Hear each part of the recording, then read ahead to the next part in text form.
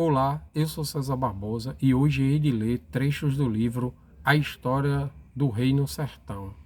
O livro foi escrito pelo Capitão Miranda da PMRN. O Capitão Miranda, além de escritor, ele é poeta, compositor e cantor, um polímata da arte. Este livro possui 2 prefácios, um foi escrito pelo Capitão Gentili, que também é escritor, e o segundo foi escrito por mim. Basicamente o livro trata de um cavaleiro andante que leva missivas do Reino Sertão para o Reino da Cristandade, onde é reinado pelo o histórico rei Luís IX, na França, numa França bem católica, muito diferente da França atual. Então, leremos. Vamos começar pelo prefácio 1. É comum se dizer que ao se ler um livro pode-se viajar pelo mundo e por vários mundos sem sair do lugar onde estamos. Este livro que o leitor tem em mãos, nesse sentido, não difere de outros tantos. Contudo, ele distingue-se num aspecto importantíssimo, que é nos levar a viajar não apenas pelo mundo da história e pelos mundos das histórias, mas também e principalmente levar-nos a viajar por nós mesmos. A viagem proporcionada pela obra atravessa épocas e pessoas, permitindo que penetremos em nós mesmos nessa jornada do nosso viver, na qual buscamos, às vezes, inadvertidamente, o sentido e o significado da vida. Ela é, a um só tempo, uma viagem no tempo e na consciência. É bom alertar ao público mais apressado que o deslocamento temporal não indica que lá vem mais uma obra de ficção científica, com máquinas do tempo e um arsenal de parafernálias tecnológicas que não existem. A ficção aqui pode ser muita coisa, porém não tem nada de científica. O percurso que você está prestes a começar se dá entre o Reino Sertão e o Reino da Cristandade, separados por 9 séculos. É um percurso entre almas de mundos que mudaram muito, mas na essência do que na aparência. No trajeto a ser feito, a prosa não é apenas entre pessoas, é entre eras e permeada de muita poesia. Prosa e poesia estão ornando fatos históricos e clareando a narrativa, exigindo do leitor atenção para não se perder entre o real e o imaginário. Real e imaginário. Sim, real e imaginário, pois não é difícil se enxergar nas personagens e suas histórias. Mas então, se não veremos máquinas do tempo, cidades futurísticas e seus habitantes psicodélicos pululando entre uma página e outra, o que teremos a seguir? Teremos a pequena cidade sertaneja de Milharada dos Gentios e seus cativantes moradores e visitantes. Dentre os distintos habitantes e peregrinos estão cavaleiros que conhecem os segredos das transpassagens do tempo e monges que exorcizam homens bestializados pela maldade. Há também cronistas sertanejos como seu Severino Dantas e cantadores populares, tal qual os André, que meditam as mudanças nas eras, nas quais antigos valores perdem sentidos e antenas verticais sintonizam um mundo de homens horizontais e refletem profundamente sobre o passado e o presente do sertão. Além deles, encontramos filósofos e professores como Frederico e Francisco, que do alto de sua empáfia e soberba, nutridas pela vaidade humana, desabam não com seus corpos, mas sim com suas almas, diante da sabedoria divina, encontrando o sentido que a ciência e o conhecimento humano jamais foram capazes de lhes dar. Soma-se a essa lista de notáveis o general romano, e o padre Stanislau, que se preocupam com a ausência de disciplina e respeito ao sagrado, ambos corroídos pelo relativismo moderno, que fomenta o caos, a desordem e a degeneração moral e espiritual dos homens. Dentre os moradores de Milharada dos Gentios, não poderia deixar de mencionar Dona Maria. Mesmo não sendo ela notável da sociedade, é uma Maria como tantas do reino sertão, que em sua humildade e sabedoria popular sabe refletir sobre vida e morte. Dona Maria, em seus derradeiros momentos de vida, ensina que mesmo uma vida marcada por sofrimentos pode ser vivida e terminar com a serena esperança de encontrar-se com Deus após a jornada terrena.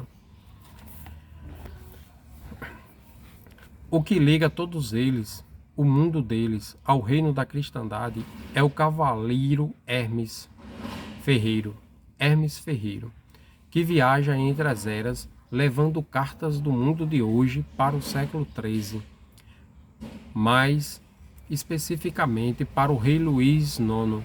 As missivas, as quais Hermes leva ao rei, lhe dão notícias de um mundo inimaginável para o reino da cristandade e indesejável para o reino sertão. Antes de se apresentar ao rei, Hermes revela um monge que parece situar-se entre os dois reinos, o conteúdo das cartas, e ambos refletem sobre seus conteúdos.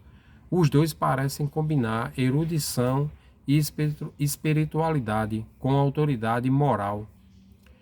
Todos eles parecem nos mostrar um pouco, talvez até muito, de nós mesmos, os que têm grandes convicções sobre o sentido da vida.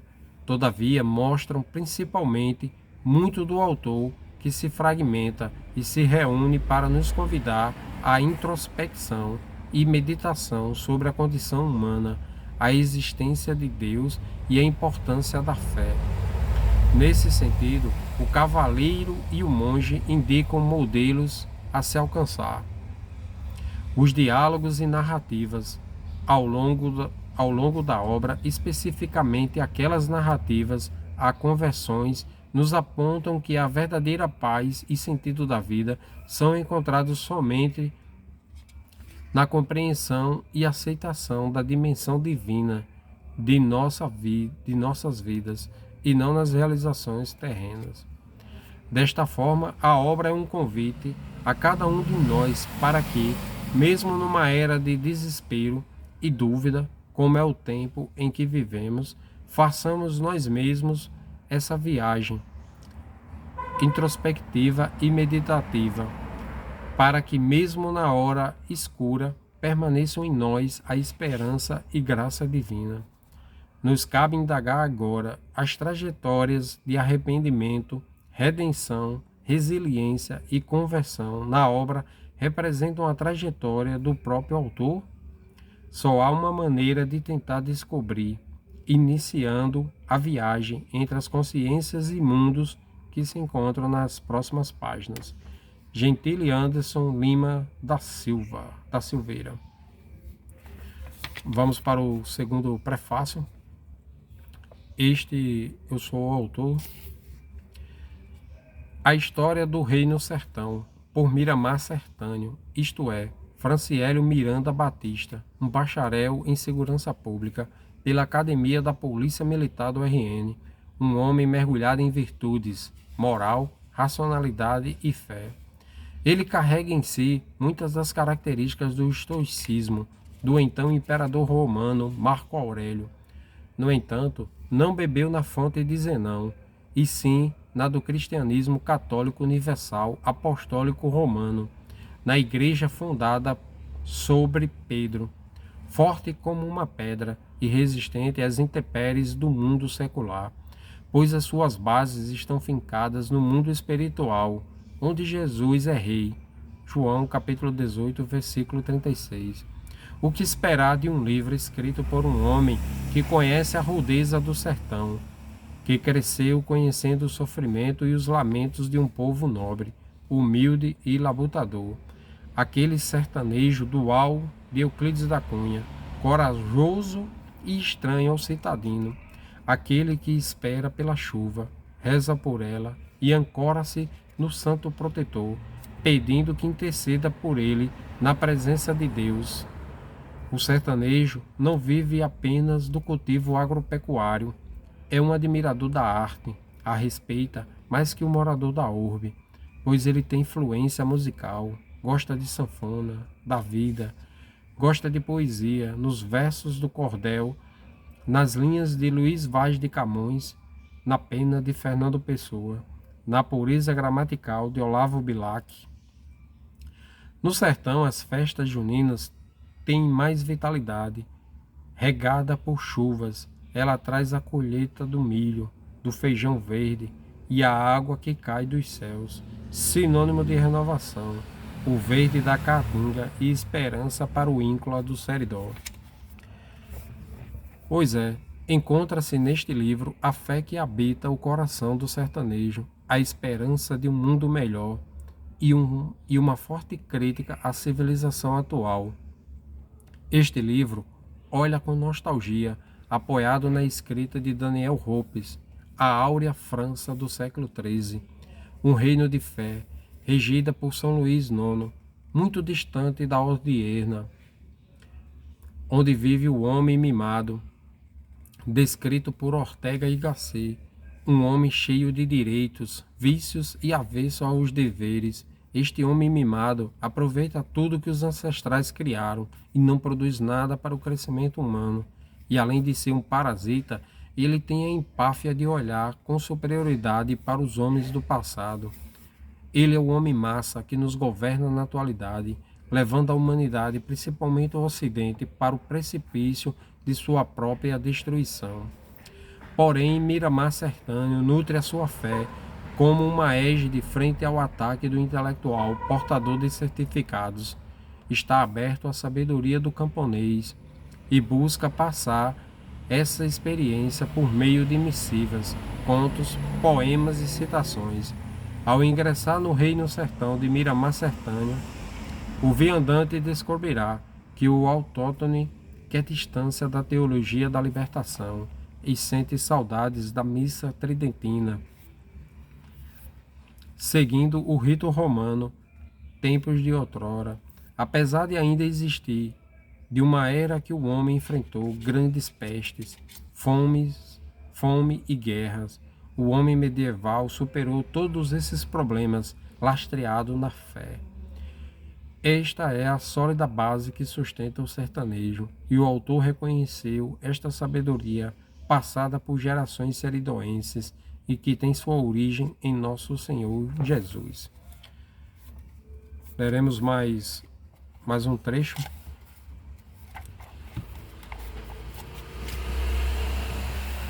O tempo é remédio de fato, é o bom da juventude.